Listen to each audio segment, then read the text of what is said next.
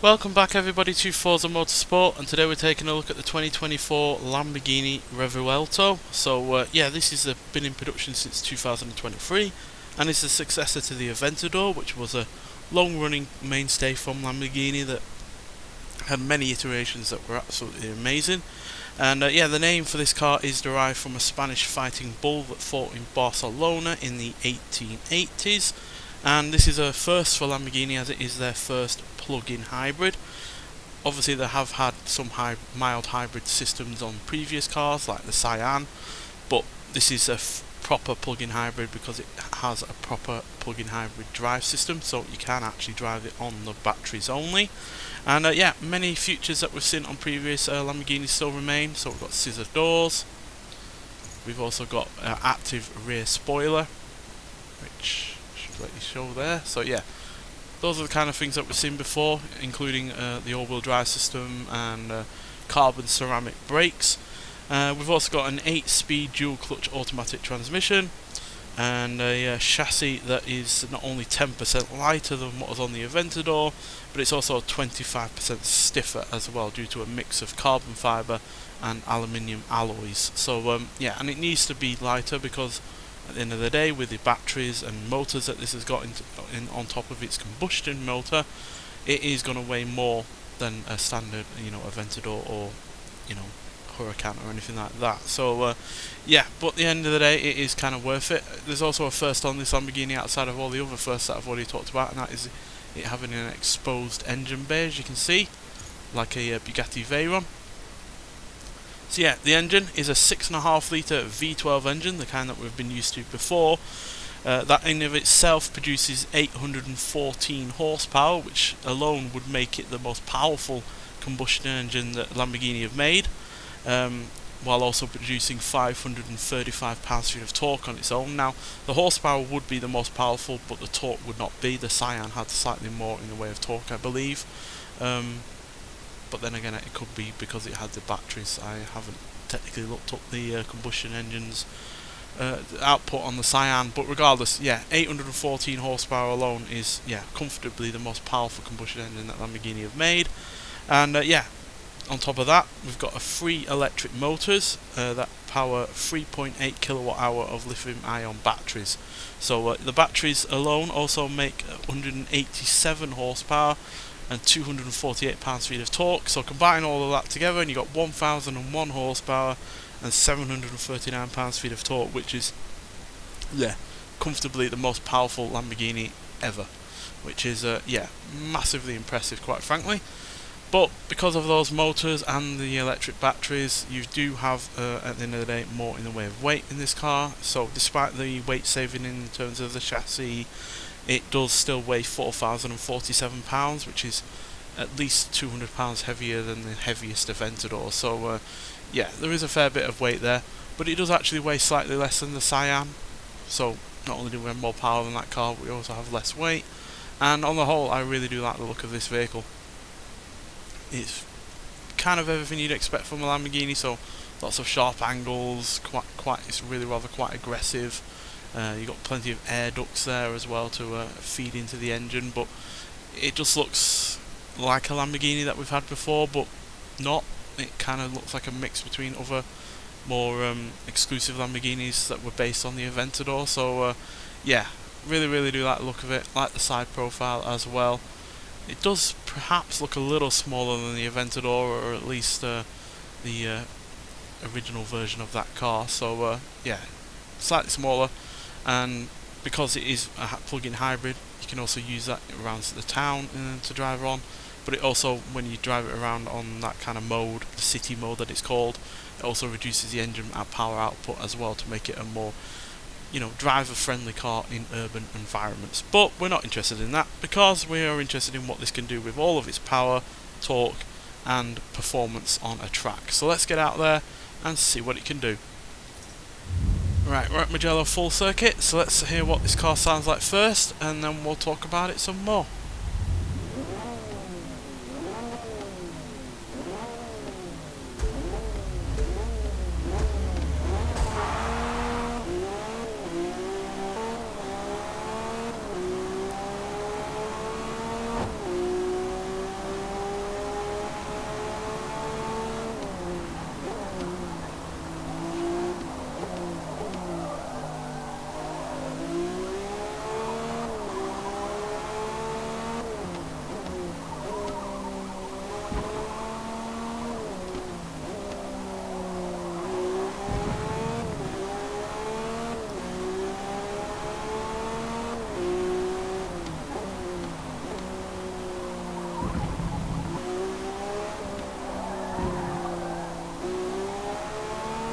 So yeah, this, as you can see, is a properly quick car, no doubt about that at all. Even the launch alone is extremely rapid. It feels, yeah, like it really isn't struggling at all to put the power down.